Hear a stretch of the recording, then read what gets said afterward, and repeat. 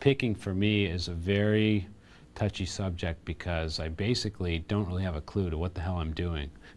I don't have a set pattern that I use over everything, which I kind of like about my playing, because then everything I play tends to sound differently. I use a different picking pattern for almost everything I do. So when I play a fast run, it might sound a little bit different from another fast run because I don't alternate pick everything the same, or I don't up down and down down up pick everything the same. I have different patterns that suit each lick differently, and I kind of purposely have done that, and I kind of didn't purposely do that. I just don't like the sound of, you know, some guys have this alternate picking going. They're really good at it, but whenever they break into a fast lick, that run, doesn't matter what the run is, it sounds the same. I mean, they could be playing a completely different passage, different phrase, but the way they pick is going to make it sound exactly the same. So I try not to get any kind of picking patterns that are just going to be the same for everything. So let's take as an example that thing that I just did.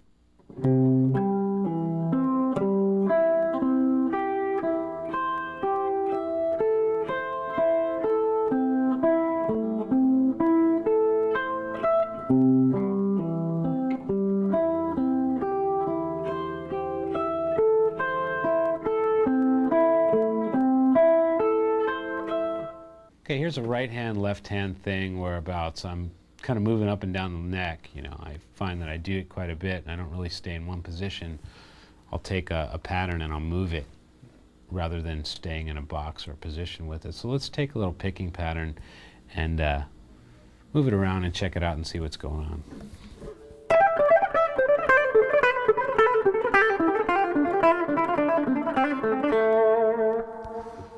Okay, let's break that down and then I'll show you a variation of that. What I did was I took notes that are sort of in an A scale. I didn't really have any strict kind of way to follow any note pattern. I just did what looks easiest for the fingers. And I took a pattern that was like this.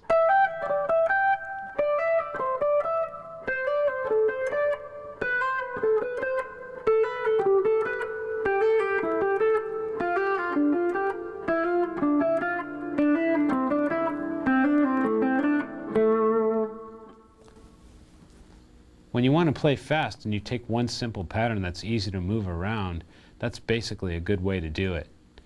And just taking something that's easy in one position and doing it all over the place. This kind of makes sense. And you can make it a little bit more confusing sounding, like by adding a note to each one of these little patterns. Like, say, instead of going, let's go like this. Every other time we'll go.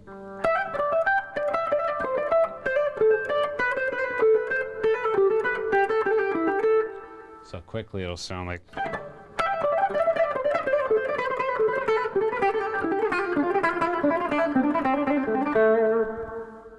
little bit more interesting sounding. I mean, this is just your basic way to move from one place to the other. Take a pattern that's easy to repeat. Or you can randomly change the riff. Instead of doing it every other time, changing it, you can go like this.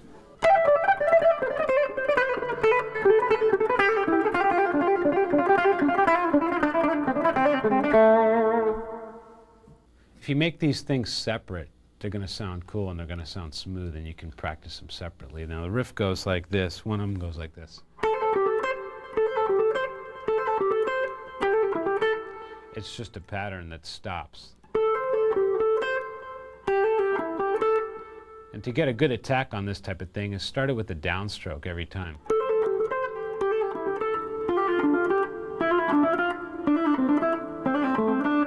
So if you do that together without stopping, it's going to be really smooth like this.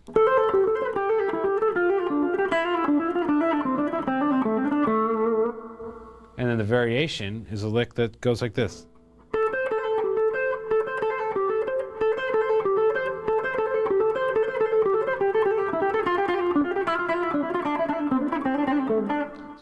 Now I'll show you how to use that lick in a sentence, if you will, or in a progression. And kind of basic patterns, moving it around, up and down, like I just did, and how you would apply it into a normal situation. 3, 4.